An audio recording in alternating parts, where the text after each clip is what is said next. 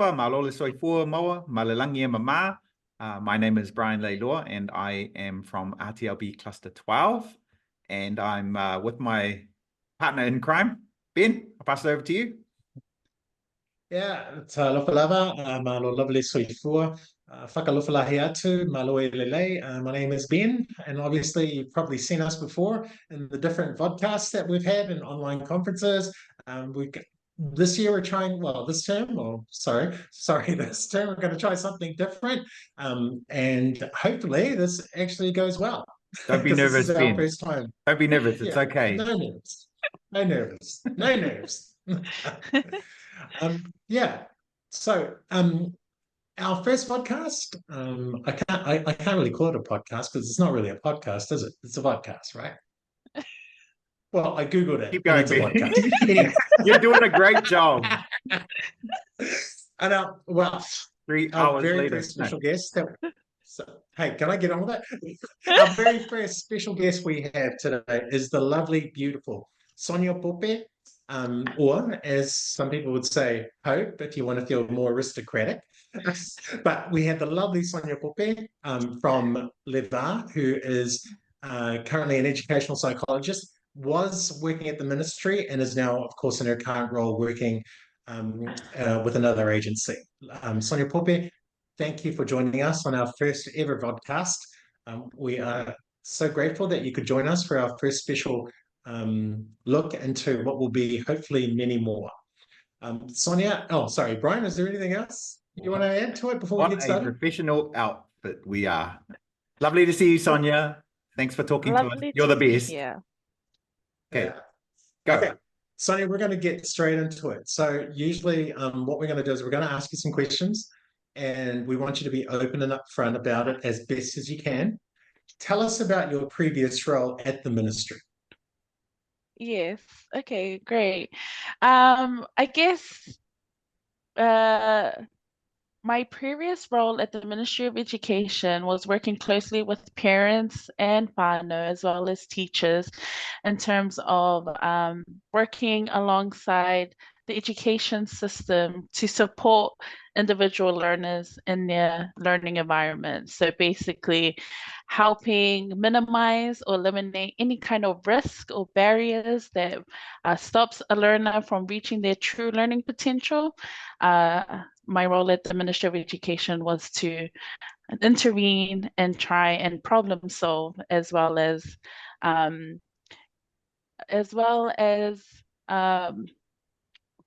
just kind of strengthen the overall well-being of students when it comes to their school environment, as well as teachers in a holistic plan. In your role, did you have quite a few cases and a lot of schools that you worked with? Because obviously there is a need out there. And we were just wondering, how often would you be visiting schools on a let's say, a daily basis or a regular basis? Well, it's a great balance between kind of office life and visiting schools. So yes, you do have a lot of clients that you work with on an individual level. But the great thing about psychology or educational psychologists is that you also work alongside teachers, alongside principals, alongside school policies and things like that. So it's either on an individual level or on a systems level. So the times when we are working with students on an individualistic level, we will be visiting schools quite often. Otherwise, when we're doing systems level, in terms of whether it's report writing, whether it's helping principals, we can either do that from the office, but it's really just a balance on where you see the need and what's suitable for the need, whether it's working from home or working with schools or working alongside the student inside the classroom, or even talking to parents at home. It's a mixture of a lot of things. Can I just ask why did you choose to become a ed psych? What was that pathway? How did you get into it? I guess I've had very different educational experiences growing up. I first started my education schooling out in Central Auckland, where the population and the audience was much different from when I had moved to South Auckland and being in that kind of population. And then obviously moving from high school to university, I then moved back to Central Auckland, went university at the University of Auckland, and then started to realize that actually there is not much representation at that level of tertiary education. So then I started to question a lot of these educational psychology questions around, how much of a effect does schooling have to our success, and how much our experiences kind of influence the way we see education, see schooling, as well as see success and the way we achieve it in our later life and years. And I think that that was my first interest in terms of educational psychology, was really asking those deeper meaning questions. When you were at Sonia, the are you still... ministry, Sorry. but when you were at the ministry, That's you were the fine. only Tongan Ed Psych, right? Yes, So- I was so- the only. How could we get more Pacific? Is there a need for more Pacific Ed Psychs or what?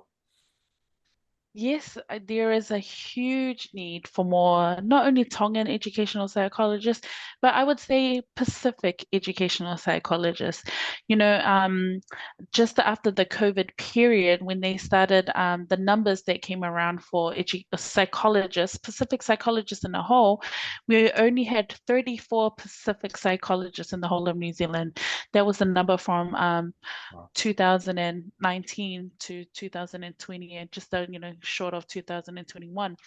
And when you break those 34 Pacific psychologists each into their own individual scopes, those numbers even become smaller. So you have clinical psychologists, you have community psychologists, you have counseling psychologists. In terms of educational psychologists, the amount of Pacific educational psychologists was less than the fingers on my hand. And so it's not only the need for Tongan, but I would say, to this point, there is still no Fijian educational psychologists that I have personally met. There are so many cultures that are not represented in the educational psychology field. Yet we all know that a lot of the issues, or a lot of the barriers that children go through usually stem from as early as childhood. And usually schools is one of the places that often see the barriers at an early stage. And so before we let these barriers grow and deal with them as they become adults, we want to make sure that we minimize the risk, or even eliminate the risk from as early as of an age as possible. Thanks for that, Sonia. Sonia, I know that when you first came on board, when you and your colleague, Shimei, came on board to do our very first Tontai Plus online funnel, we asked you to share effective strategies that schools could use in terms of supporting Pacific students from your point of view. I think there was a question from Michelle Moore from Cluster 34. My apologies if I've mispronounced your name. Her question is, in your opinion, what are the effective strategies for schools to engage with Pacific Ainga and engage Ainga in conversation about their child's learning needs? So really, what do you think may work to get Pacific Ainga engaged in conversations with schools? How do we encourage that?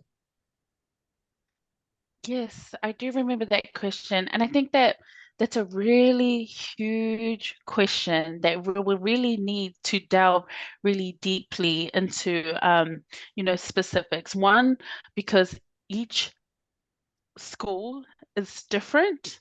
They have different policies, they have a different culture, they have a different nature, but also each teacher is in their own specific journey in terms of their cultural competence and where they reside. So you have cultural competence on a teacher level, but you also have cultural competence at a school-wide level.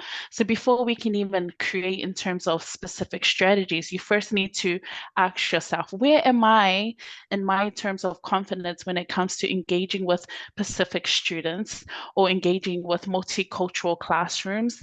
How confident am I to talk about culture and bring, Pacific engagement into the classroom? how confident am I to talk about these things with parents? So there are a lot of underlying factors that kind of would help, create more specific strategies. But I think one of the biggest things for me, for all schools, that should be the same no matter where your journey is at in terms of your cultural competence, is to make sure or ensure that you are creating the best connection between learners, their cultural identity, their values, their community, their parents, together with the values of the school.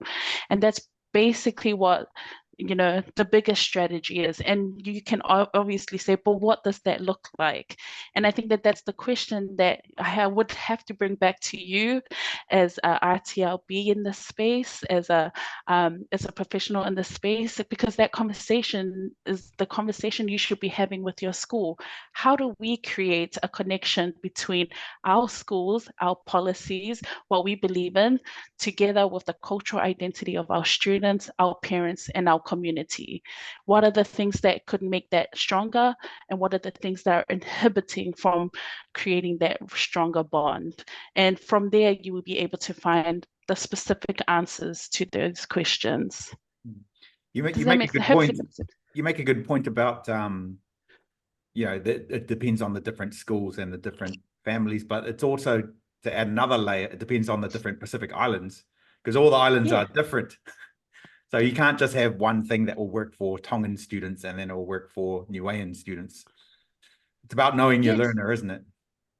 Definitely. And it's also ensuring that you understand what it even means to be Pacific, because Pacific is changing. What it means to be Tongan now is different to what it means to be Tongan 10 years ago. Yes. And so as a school, you also are asking your school, what is your perception of what a Pacific Islander means to you? Because parents and teachers would answer that differently. And so, you almost have to create a strategy that kind of responds to the different perceptions of what even is a Pacific Islander and how do we even engage with a Pacific family. Are there any general strategies that you could give? So we're thinking about, maybe helping our non-Pacific RTLB or teachers. Are there any general strategies that they could use across Pacific? I think the biggest thing is definitely to create rapport and create trust. And it's almost sometimes it's about knowing the lines between professional and personal. For example, things like getting to know your parents. Usually as psychologists, one thing that we love to do is come and collect data. And we do such a great job in collecting data. But in terms of when we collect data, what we usually do is we ask all the questions, right? So what do you like about school? What do you not like about school? What is working for you? What is not working for you? But I think one of the biggest things in working with Pacific families is that everything has to be reciprocated. If I'm asking you questions, I have to allow my Pacific families to ask me questions. It's not a one-way relationship. So when you start thinking about collectivist ways of engaging with your Pacific families, you start to change your way of practice. Okay, so you won't say, come to school, let's have a meeting about your child's Tione. It's more like, where can we meet? Where do you feel comfortable for us to have this corridor? Because sometimes school is a triggering place for parents. Sometimes meeting at the McDonald's cafe in a McDonald's meeting room at the park is the bestest way to create a nice, safe environment. So for teachers, it's almost unheard of. Well, we're a school and I'm a teacher here. Why would I go out of my way to meet with a family at a park or a McDonald's? But that's the point in working with Pacific families. You have to become flexible. You have to know how to work on a two-way street. And if it's underpinned by values of collectivism, so values of, are we here together? Let's figure this out together. I might not know all the answers, even though I'm the teacher here, but these things I can learn from you, these things that you can learn from me. Coming from that kind of way, you're already on a great way to starting a great relationship with Pacific families. Yeah, it's about absolutely. empowering our families, isn't it? But it's also about mana preserving. It's preserving their mana. I think a lot of practitioners forget that, that data, sometimes they think data is important. Yes, it's important, but equally important is connecting with your families where you're on a level that you're able to engage positively with them, be culturally responsive, which I know we throw that word around, but really, if practitioners use their common sense, they can actually make positive connections with whānau. It doesn't matter what culture you're from. Even a smile, a Yes, smile does a lot. Mm. Absolutely. yes. Okay, thank you. And I think and you've and answered that. can I just add on just Yes, you one more can. thing about it's just around because one of the things that I did pick out when you were reading that question is saying how do we how do we have conversations with families about getting extra support and that specialist support. And I also just want to hone in around your wording with families. Using the word specialist is an assumption that our Pacific families understand who you are, what you do. And I'm being honest, when I work with families, I hardly or never really use the word psychologist and Yeah. say, I'm a psychologist working with your child. And so it's so easy for maybe RTLBs to go into a conversation and say, I'm a resource teacher in learning and behavior.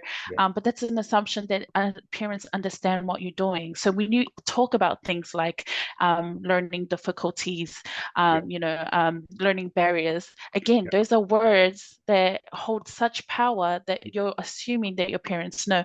So it's Yeah. almost like peeling back in terms of Yeah.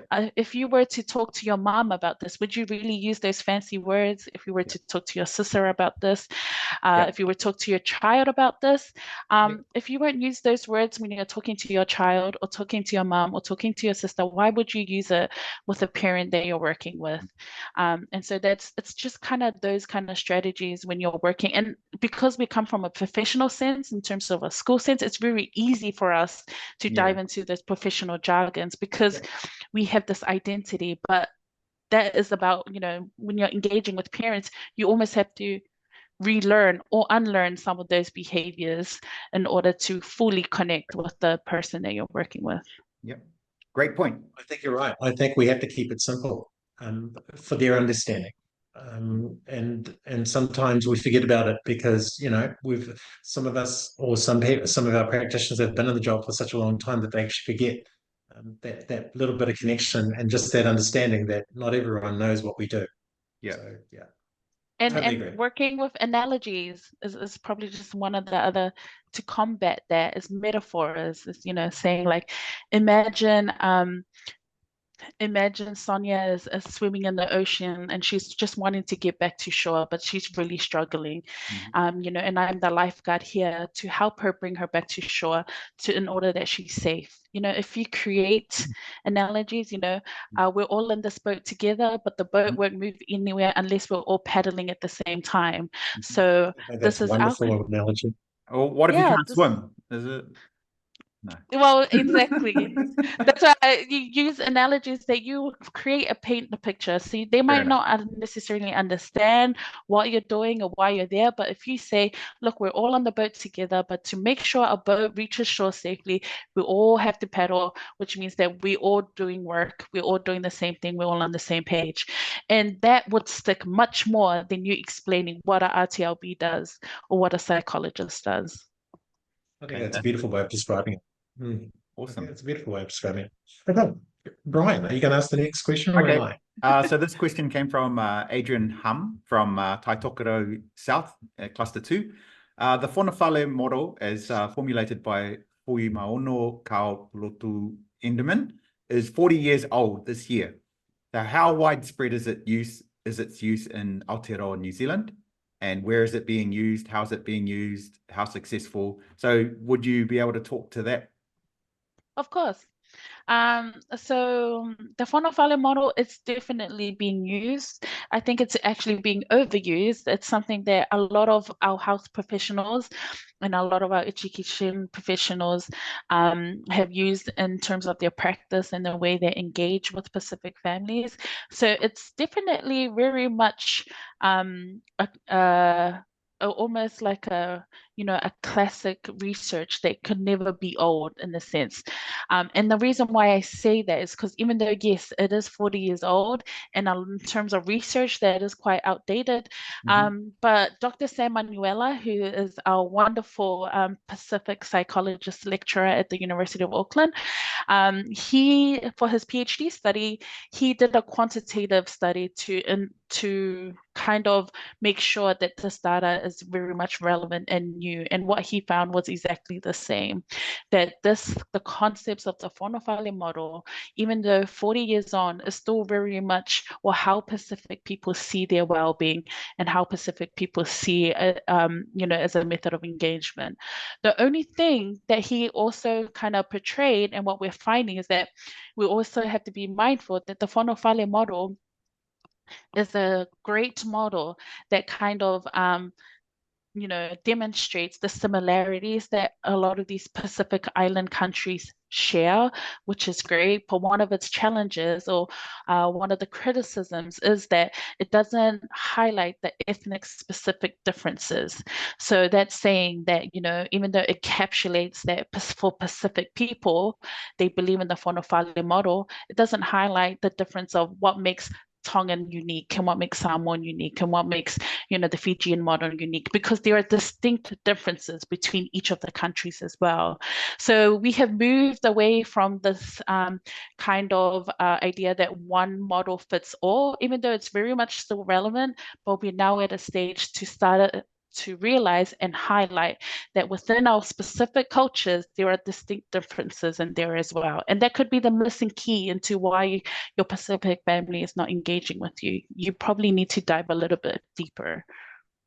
Yeah, well, what I'll do is I'll chuck a picture of the Whanawhale model up. It's for people who don't know what it looks like. So, at the top, they've got the roof, and that's culture. And then they've got the 4 posts, and that's physical, spiritual, mental, and other. And then at the bottom, the foundation, they've got family. And then surrounding that, they've got context, time, and environment. So is there any other addition? I think schools with predominantly Pacific students should be adapting this model. I know it's being well used in by professional practitioners to inform their practice, but could teachers use it to adapt to their classroom, especially in schools that are predominantly Pacific Island? Yeah, so what do you mean by adapt? Like, say, for example, Yep. Yeah, it's about practice, because everything is about changing your practice, your pedagogy to suit classroom needs. It's say, for example, if we have a look at the wonderful book Pacific Educators Speak, they actually reference that model to say that, this is the way you should be approaching students, and the approaches that are spoken by those Pacific teachers actually reflect the Whanawhale model. So why aren't schools who have predominantly Pacific Islands, can or should they be using that type of model to inform their to form their vision, to form the way that this is the way that we should be engaging with our students and our families? Yeah. Would that be a celebration for success if schools are able to adapt that one? Yes, I definitely think that schools should be using this model as a foundation, as a basic kind of knowledge in terms of connecting with your families and, connecting with your Pacific students. And I think that there is so much learning that needs to happen when understanding the Whanawhale model. For example, we look at the Whanawhale model, and one of the first things we see is family as a foundation. Now, a person who is not Pacific might look at this and say, yes, I understand that family to me means mom, dad, and my kids or my siblings.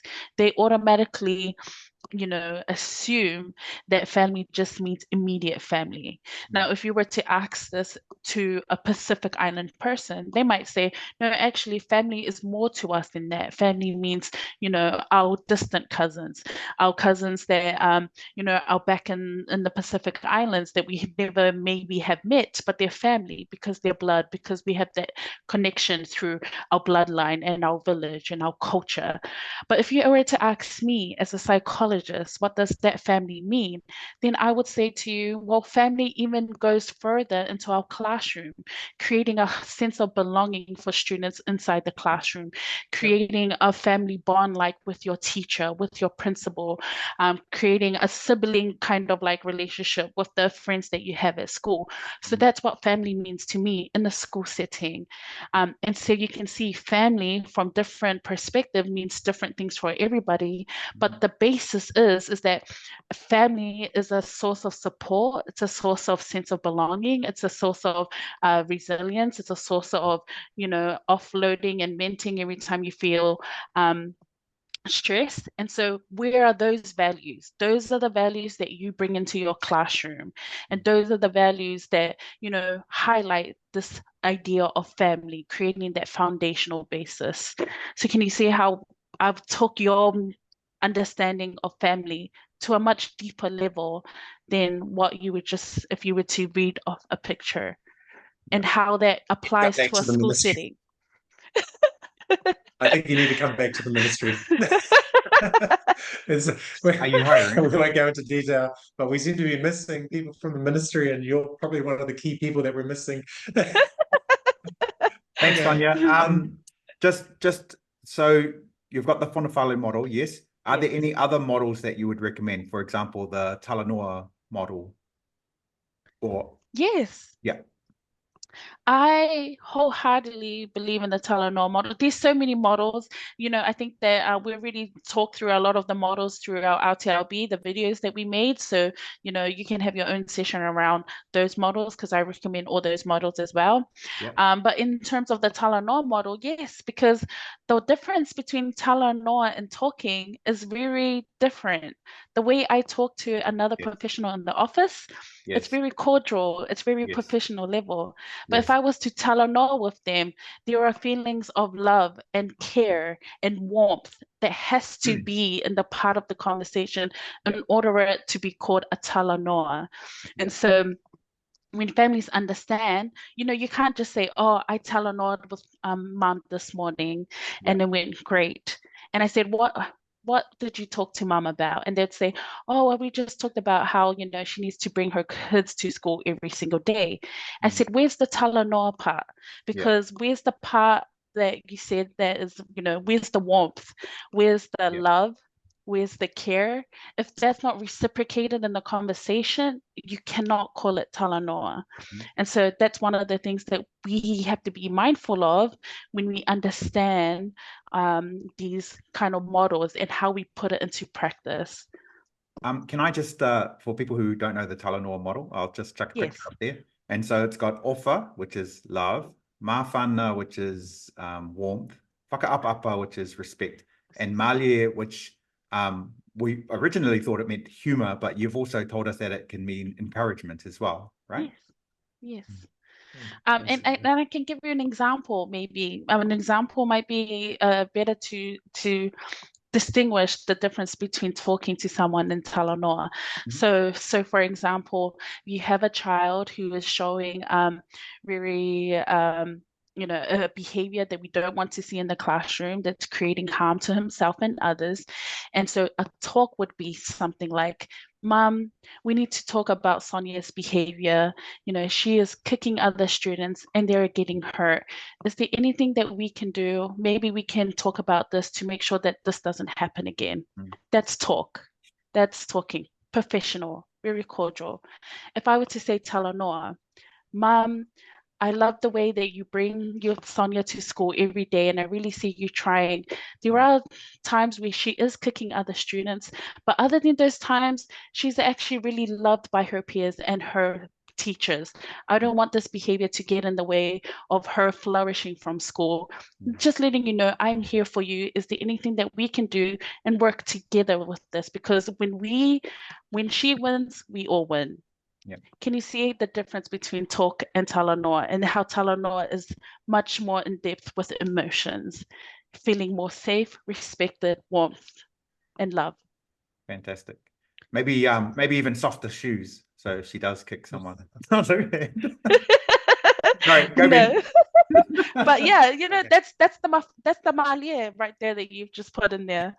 That's the the humor part, that's the malia part. So yes. That's how we roll. Yeah. The Hey, other I'll kids might not something. be laughing, but okay, right, fair enough. Uh, Oh yeah, so we got I this think really one good more. question.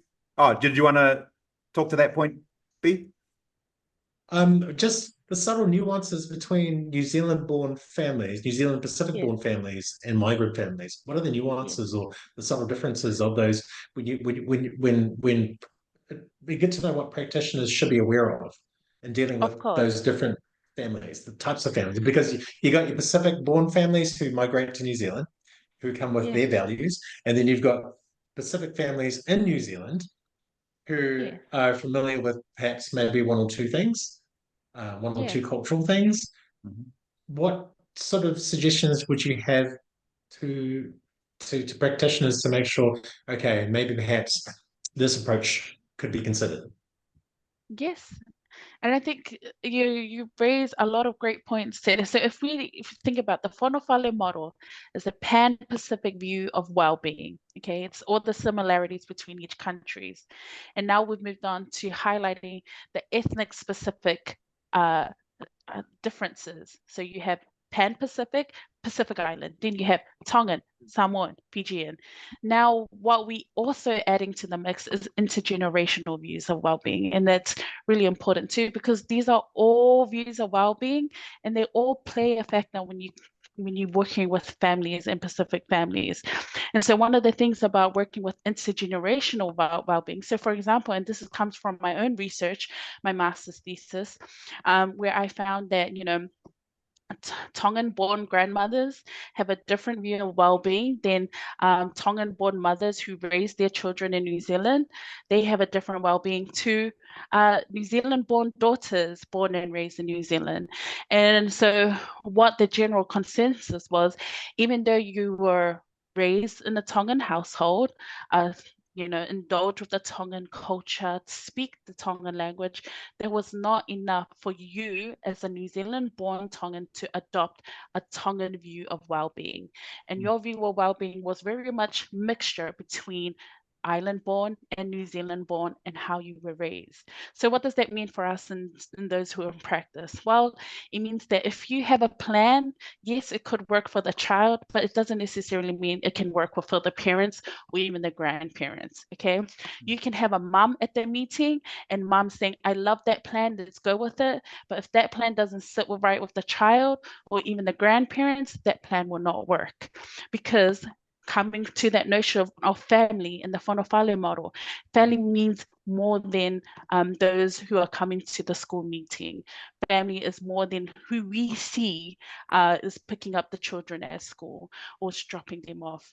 Family is much more holistic, and there's so many people that could play in a situation that we don't know about as educators in the school system.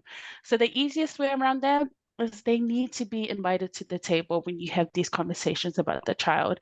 You're asking them, does Sonia know any or who else plays an important role in Sonia's life? You're asking Sonia, who's important to you? My grandma's important to me. And then you're telling mom, maybe it's great if grandma comes to these conversations or to these meetings, or I'm meeting you at your home to talk about this child so that everyone is at the table. I've been in a meeting where I've had like at least 15 people at this meeting. Why? Because you had the child, you had the parents, biological mom with her new partner, you had biological dad with his new partner, you had the grandparents who are very much involved in that child's life from the maternal side, you had the grandparents from the paternal side very much involved. And because dad's parents were quite young, they even had great grandparents at this. You also had siblings of the parents at this meeting. There were about 15 people in this meeting, and they all felt strongly about this child and how they can be and support this child. And by the end of the meeting, we were all in the same plan. We all knew that when this child is with this household, they're doing the same thing if this child was in a different household. But it's getting them together and getting them at the table and getting them all on one page. That's probably the biggest advice in terms of, and asking who should be at the table, who was not here, how do we get them here? Mm. Yeah. reinforces the statement that it takes a village to raise a child. Yes. And that's a good example of that, it does take, um, people who are close to that child, because student voice is so important. So thank you for answering that. Thank you for bringing that up. Okay, Sonia, our next question is, you are from the beautiful island of Tonga.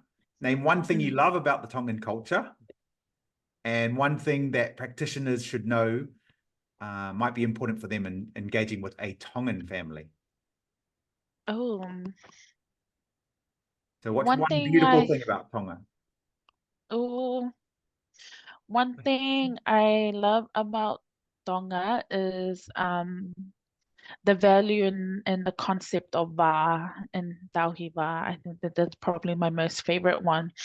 And you know, Tonga is known as like the friendly islands for those who don't know.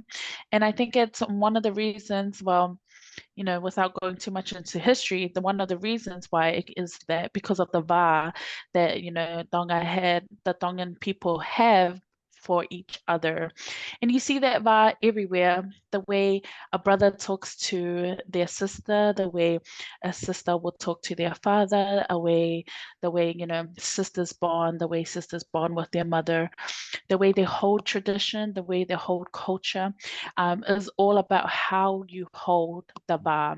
So for those who don't know what the va is the relationship, it's the connection between a person and either another person or just the connection that you have with anything in that point in time. So whether it's the vibe between nature, or the vibe between something that's just of living, like a animal or a plant or anything like that. And the most beautiful thing about the va is that it's so pure, it's innocent, it's always rooted in values of respect, warmth, love. A lot of the conversations we had about talanoa. And the thing with va is that when it's done correctly, when you create that connection, it's very strong. Yeah. And I can be able to criticize you or talk to you about things that, that only a real person with love and care for you can talk about, that you might not necessarily want to hear. But because we have that va, the respect is always mutual. And now I think the opposite to that is that when the va is broken, it can take a whole lot of work and effort to recreate that va. But if the connections and the feelings are genuine and you genuinely have care and respect for this person, the va can be restored. And so that's one thing I like about the Tongan community and my island of Tonga is the concept of tauhi va, to maintain relationships and to upkeep them. So have you answered both parts of that question? So that's the thing that you want practitioners to know when engaging with Tongan families, is to make sure that va is strong. Yes. So as a practitioner, you should be asking yourself, how can I connect with my Tongan family? How can I continue to connect with this Tongan family? How do I ensure the rapport is strong, the rapport is trusted, the rapport is reciprocal, the rapport is stems from feelings of love and warmth and respect. So for example, you might say, well, I met with this Tongan family. We had a really good rapport our first meeting. We were laughing, we felt really good about it. And then we went ahead and talked about the plans for this child. And now we have a meeting at the end of the year. My question is, how are you upkeeping that va all throughout the year? Because it's not a one-off thing that you just have in one meeting and then that's it. The va is something that you're constantly, consciously putting your effort to. So even though, yes, you might see them at the end of the year, but for now until then, how are you upkeeping that va? What are you doing to maintain that va? Yes, so it's deeper than just a one-off building rapport meeting that happens at the beginning. Yes, it's. I know it's easy for Ben to interact with Tongan families because he's part Tongan. Do you have 5%? 5%. Oh. Dad's 13%. Wow. That's probably where your good looks come from, Ben. Yeah. Definitely Oh, not yeah, your Samoan absolutely. side. Totally Definitely your agree. Tongan side. Totally agree. It's Definitely. that 5% that's That made up the most. 5%. It's all you need. It's all you Yeah, need. yeah, yeah. Really. You're That's all we basically need. That's Tongan. all we need. You could be the next prince. Um, Thanks, Brian. Sonia, do you have any because thinking about all the different people who might need it, do you have any resources or readings or books that you use quite a lot that you would recommend for other people? Or that you've Yes, come I across do. in your practice. Yeah. Yeah. Yes, I do. I have a whole list of my favorite readings Okay. and things. So maybe I can share that with you. I Yes, can't really see it on top of my head, but maybe that you would can be have a link fantastic. But have and you I'll got share. one that you possibly use a lot? Uh, I can't remember on top of my head who Okay. wrote it, but there is an article that I read about Tauhiva in classrooms that I think that's beautiful, and I Excellent. can probably share that. Yeah. Excellent. Oh, that's Please, fantastic. Brian, stop with the hard questions. No. Yeah. That's what we're here for. No. No. I'll give you a list. I'll give you more than one. How's that? Thank you, Sonia. Yeah, that'll be great. Hey, we're gonna head to the personal questions, and this is really just quick fire questions. So it depends on how much of an answer you give us, but it's really just to know more about you. So, question one: what's the one thing you're most proud of in your life? The achievement or experience that you look back on and think, "Wow, that was all me." Oh, yes. I think the most proud in my life was, I guess, just making my parents and grandparents happy. Um, it wasn't necessarily, I thought it was the time when I graduated and I walked across stage. And what, of course, that's a really proud moment for Mm. yourself and for your Yeah, parents to see you walk across stage and say, yeah. wow, that is the most time, that's the most proudest time of my life. But actually, reflecting on it, it's actually when I did what I do and had my parents watch me do it was when I had provided psychological advice to a parent that really needed it for their child who was currently going through a lot of those suicidal thoughts. And so when I had given advice to this parent, and because my family are in the church and my family were there, my parents got to see me in action. And they really looked at me and going, wow, I knew she studied psychology, but I have no idea what that even means. Because and for our Pacific parents, as long as you made it on across the stage, that's Yeah. that's it. You've made it. But really, it's all about practicing what you've walked across the stage. It's all about opening the your thinking around in terms of, wow, that is my child. And I think that was probably my most proud moment, is seeing their sacrifice in action and of use, and knowing that the biggest thing that they taught me was to serve my community.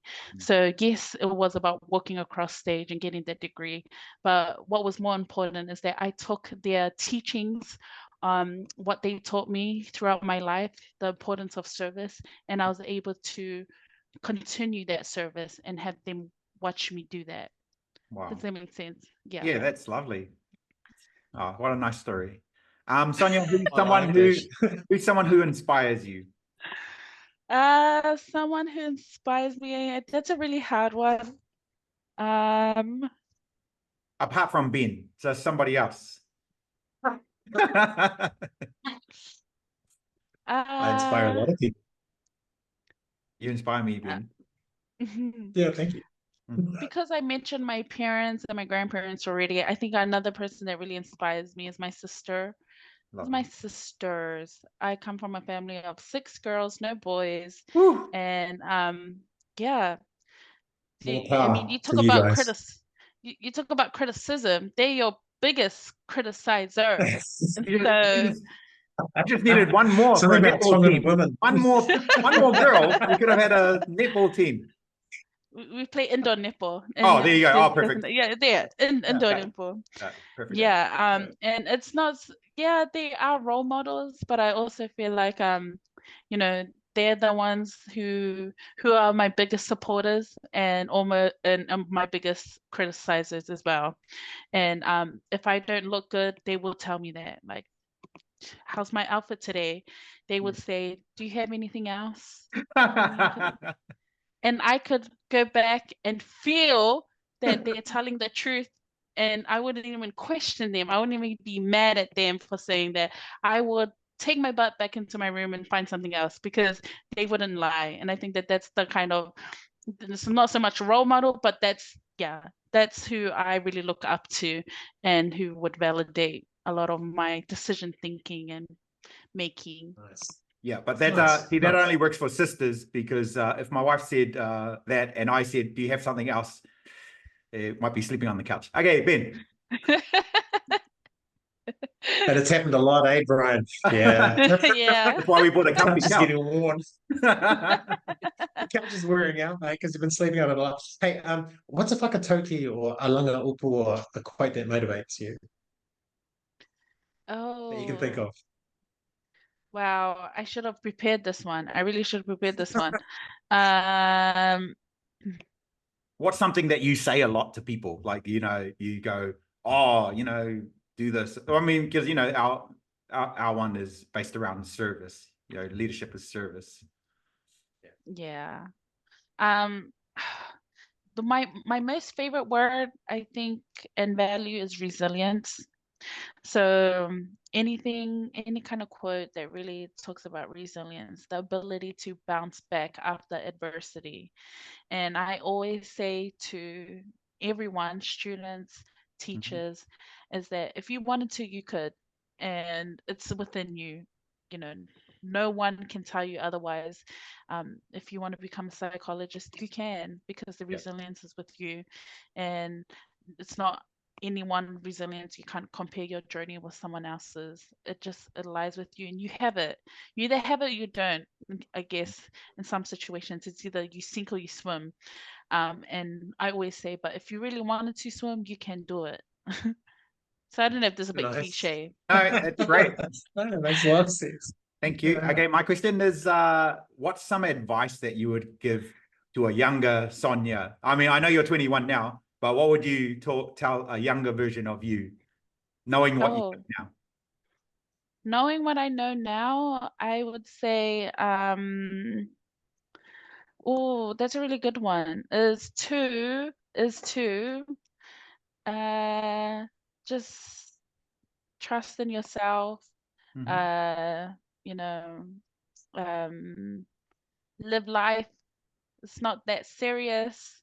Yeah. Things come and Yeah. go. Don't never be situated on things. Just live for your own happiness, I guess. Find the passion in everything that you do, because once that's lost, you've lost your purpose. There's so many Absolutely. things. Awesome. Yeah. I would have told my younger self to find another job. Oh, Uh, maybe my younger no, self no. will also say, Maybe you can't do find a anything else. husband. I'm sure my younger self will also say something along the lines like, I think it's time to find a husband. Like, so Hey, So, there's plenty of so if you're watching and you want to have a Tongan princess, we'll leave the phone number yes, down below. number 5 in the monarchy. I would have told myself to To the invest one. early. yeah, you're Yeah. right. Maybe don't have so Yeah. many kids. No, oh, sorry. You can edit that out, Brian. You can edit Yeah, that all out. right. Yeah, Sorry, but edit my kids that won't whole watch. My last kids 10 won't watch minutes this. out. The part where I said I'll find another job. Okay, this is a question, obviously this is from Brian. If you won the lottery tomorrow and never had to work again, how would you spend your time? Would you absolutely keep going with what you love doing just because you love it so much? Oh, yes, I probably will provide more. Well, so obviously you go after a few shopping sprees, few Traveling. new houses for the parents, Yes. For the you extended know, family. yes, buy 5 houses next to each other for all my sisters.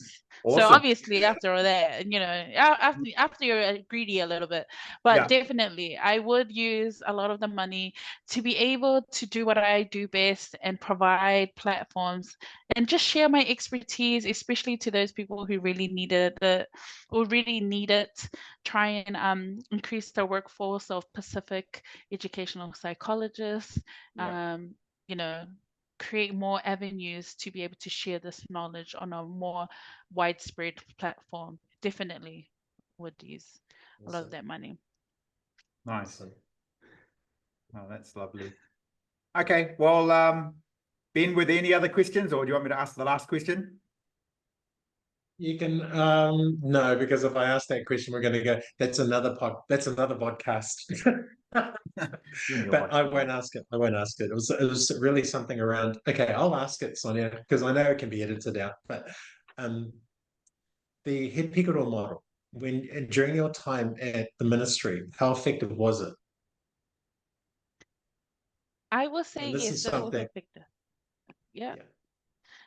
It was effective.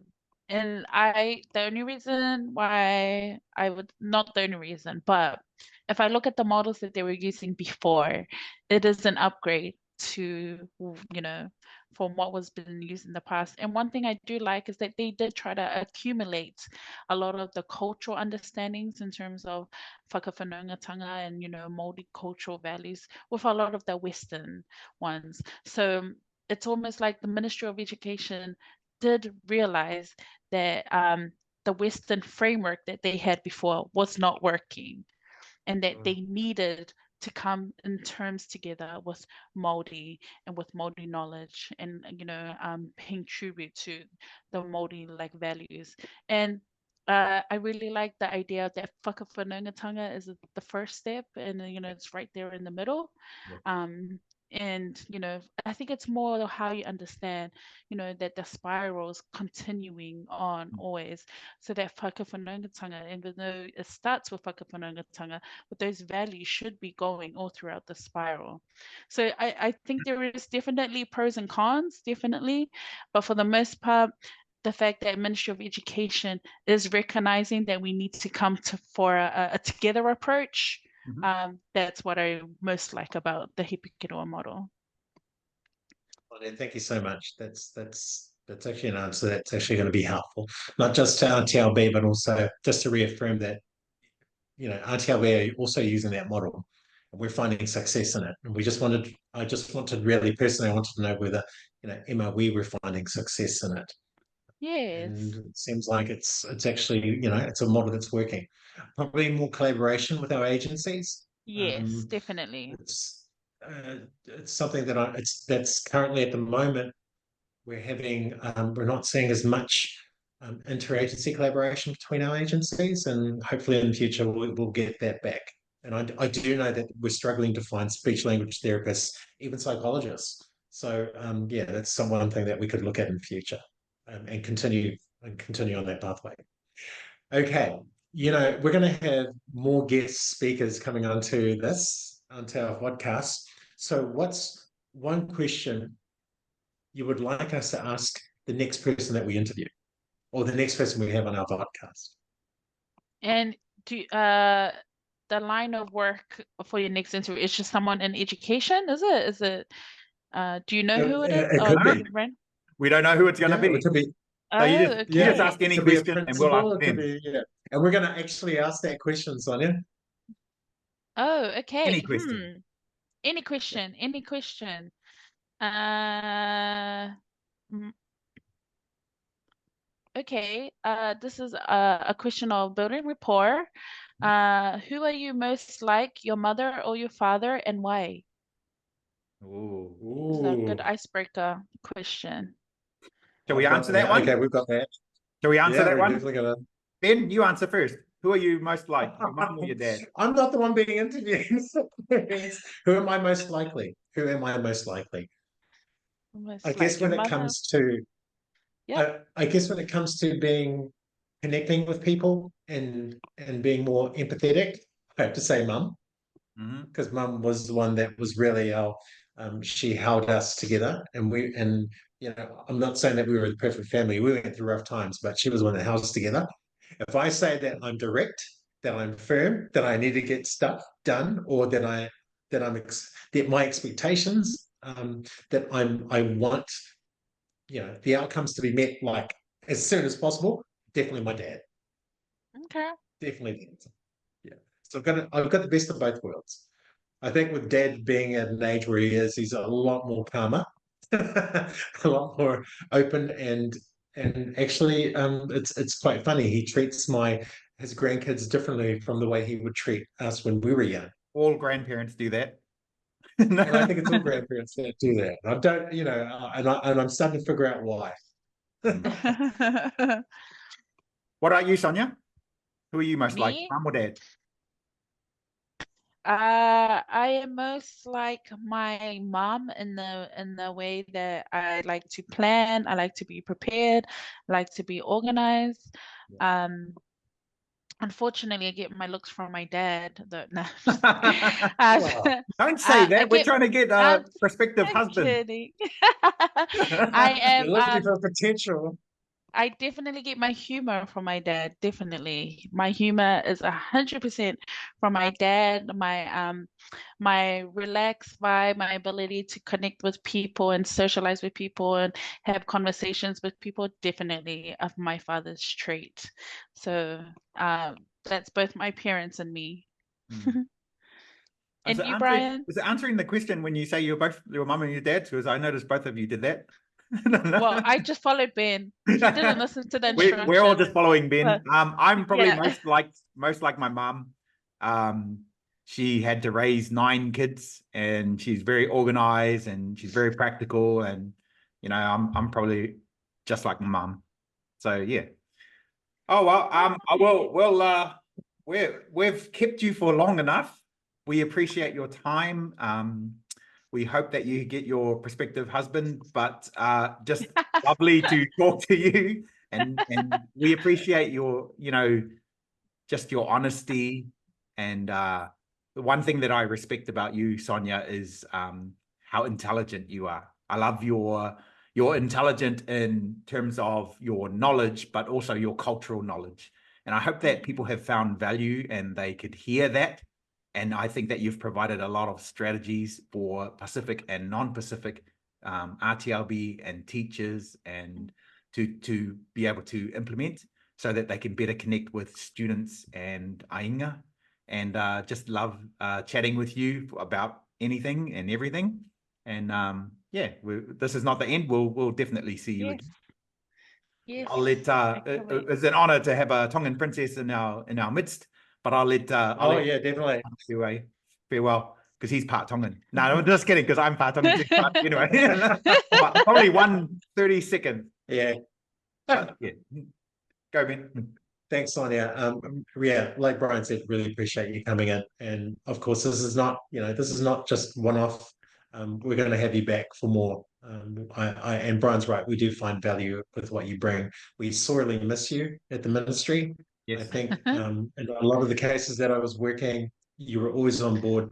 And when you went into those meetings, those school meetings, everyone was listening to you because you actually made sense. And yeah. So, and we're grateful. We're grateful for the mahi you're doing out there. Thank you. I miss you guys too. Yeah. Yeah. Our paths were crossing, and actually, our paths were never really separated. Yes.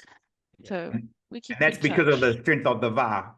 So we'll always be connected. Yes, the And VAR. as soon as you come back to the ministry, we'll start up our group again. Of Under your course. name. All right. Okay. This is Airbnb signing off, and we will see you in the next podcast. Maybe. So, thanks everyone for joining us, and thank you also again to our sponsors, to all the classes that have donated to our cause.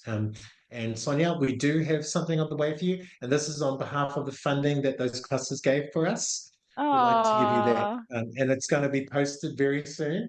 And it's only been made possible by the classes that have donated to this to our Pacific Taute Oh, and thank our Pacific you. Taute group. Yeah. So Thank yeah, you. Thank you so thanks for much. joining It's in the us. mail. Thank you so much. Okay. Thank you, All right. guys. Bye. Thanks, Sonia.